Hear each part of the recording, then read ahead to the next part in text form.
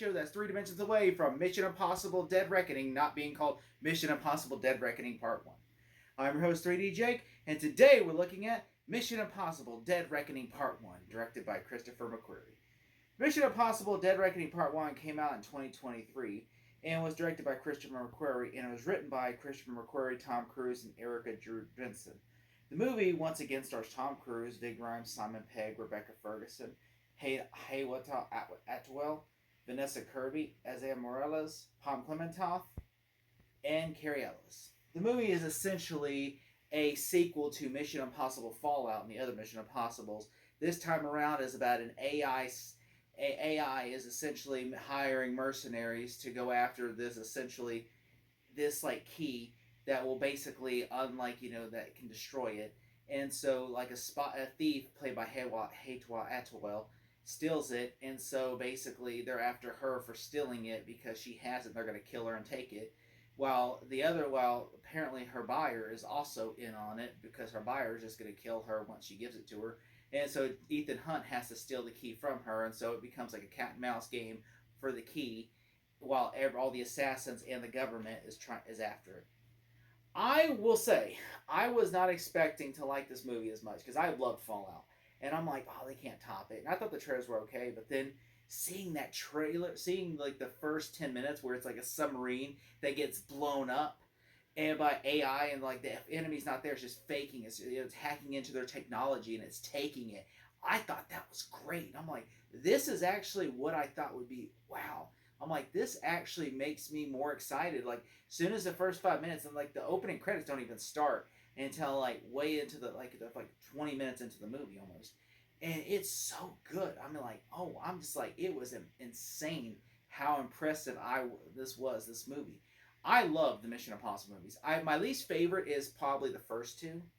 Like, because I think maybe not the first two, but I like the first one and like the fifth one are my least favorite.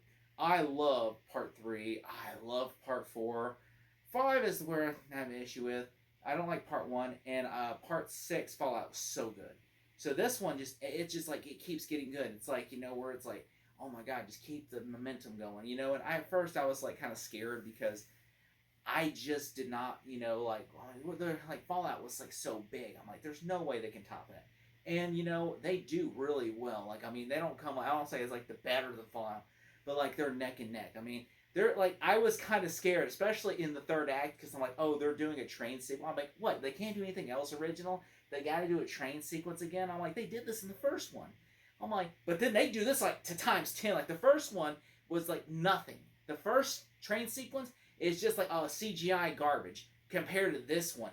This one is so good. Like, you actually see a train freaking crash, and like they're on real trains and everything, and there's like, and just you see a train, the bridge blows up and the train goes down, and then like they're trying to jump into the next car as the train, like as the cart just crashes and breaks loose, and I'm like, oh, this is so cool, and I'm like, that is cool. I'm like, this is amazing.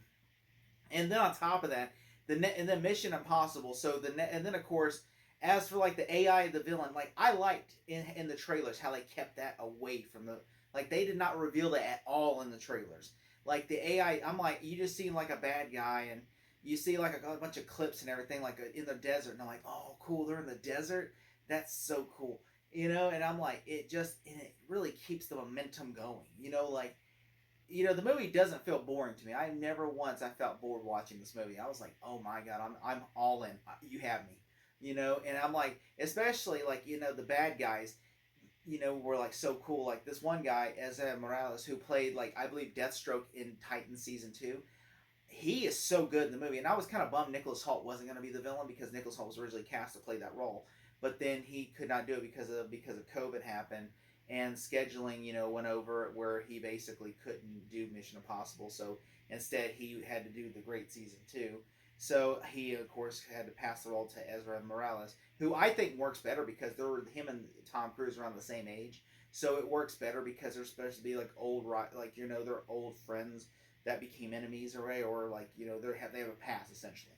So Nicholas Hoult obviously is not the same age as Tom Cruise, so I don't think that would have worked because you're like, Nicholas Hoult is like in his 30s. Tom Cruise is like 60 almost. So there's no way that they would be ever believe that they would absolutely be the same age. So, but I believe these two are the same age. Like, all right, you know what? I believe that, and I like that because I love, you know, the last Mission Impossible, and I was kind of bummed Henry Cavill wasn't going to be back because he died in the last one. So this one, especially how to have a villain that is AI, and I'm glad that they didn't just reuse like, oh, I was expecting. Is it going to be their work for the same guy that's in prison again? The one like the ginger guy. I forget his name, but like he was in the Mission Impossible 5 and 6, and I'm like, I just don't give a shit about him as a villain, and I'm like, I'm glad that he's not the main villain again. And he didn't die, did he? No, he didn't die. I think they captured him again. And I was sure. No, he didn't. He died. I don't know. I don't know if the villain in the last one died or not. I know Henry Cavill died, but I don't know. I think he did die. I think they shot and killed him. But if he didn't die, I'm just gonna say he did die. I'm pretty sure he could. I could have sworn he got arrested again and taken back. But I really enjoyed, this movie because the villain is AI, and they kept it out of the trailers. They kept it out of the marketing, and I thought that was so clever. I didn't even know because I had not seen this in theaters. I did not, and it was just because I had so many. There were so many projects that were coming out in July that I just couldn't give time to, and I felt bad because I saw the Barbie movie. And the sad thing is, I am angry because I literally was going to go see this with my dad, and we were going to go, but then Barbie was coming out, and everybody was like, "Oh, it's going to be so funny," and I honestly should have went and saw this instead because I'm like, "Oh, Mission Impossible's coming out. We should go see this instead." And we went and saw Barbie, and I hated Barbie, and I'm like, I will never forgive myself for going to see Barbie over this because I loved this movie. I would have loved it in theaters, and I am so bummed that I didn't get to see this in theaters. And I will always slap myself on the hand for ever choosing another movie over this. I am going to literally, if I went back in time, I would smack the shit out of myself and say, "You're not going to see Barbie in theaters. You can wait for Barbie on Max. Go watch this in theaters." And I just will never forgive myself for that because that was the stupidest decision. I didn't even see this until recently. Like I remember I didn't even know the villain was AI until I heard this. Like this is how the weird thing how I found out. I read an article that said Joe Biden was hyping up AI security because of the fear of AI from him watching Mission Impossible: Dead Reckoning Part 1. And I'm like, wait, the main villain of Mission Impossible Dead Reckoning in Part 1 is AI? And I'm like, that is crazy and stupid. Why would that? Like that's not scary. I mean, like what is this, Eagle Eye or something? Like, are they running out of ideas? Like, let's just make a fictional, let's make Skynet the main one. But then as you see it, it works. Like, it's not stupid. It's like, it's almost like how, it's almost, the AI doesn't even speak. It doesn't have like a voice like, oh, I am AI. I can speak anybody. It's not that at all. It's just like a computer system that they're just doing it. And it works. And also, the main villain of the movie, the human villain, is essentially Isaiah Morales. And like the secondary villain is, of course, is Palm Clementoth, who played Mantis in the Guardians of the Galaxy movies.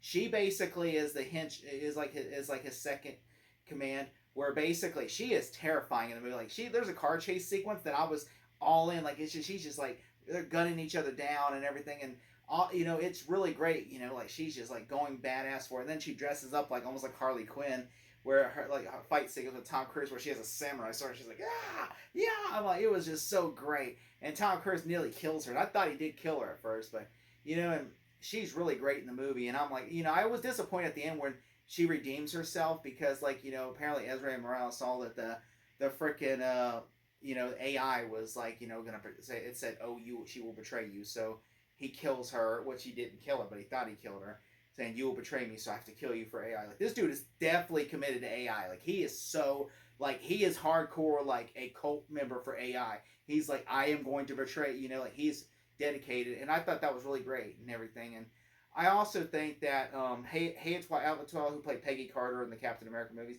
she's like Catwoman, essentially, in this movie. And I like her. I honestly think she'd make a great DC Catwoman for James Gunn's universe, because she's so good in this movie as a thief.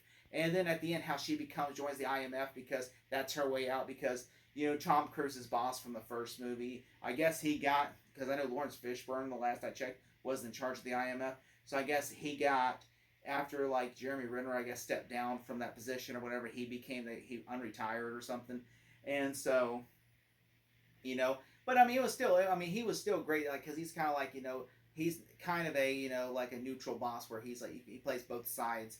And I thought that was really great. There is another guy that's like another hero in the movie that besides Tom Cruise, where Shea Winningham, he basically, I guess, is Ethan Hunt's brother-in-law or whatever. Like, because apparently Ethan Hunt loved a woman before Michelle Monaghan years ago, like years back when they were like in their like early 20s, before the like back when the IMF was, before he joined the IMF, where apparently he was in love with another woman that Ezra Morales killed, and I suspect, because it doesn't really give you 100% detail, I think that was his sister, and that's why he hates Ethan Hunt, or either that or their brothers. Either that they have it, like they have history, like those two have history, and so basically like he doesn't want to hurt him and everything, and he knows Ethan Hunt's tricks and everything else, and so I want to. They don't really tell you the backstory in this movie, but they do give you hints of like they have a past. So for all I know, they were in the same squadron together that Ezra Morales was.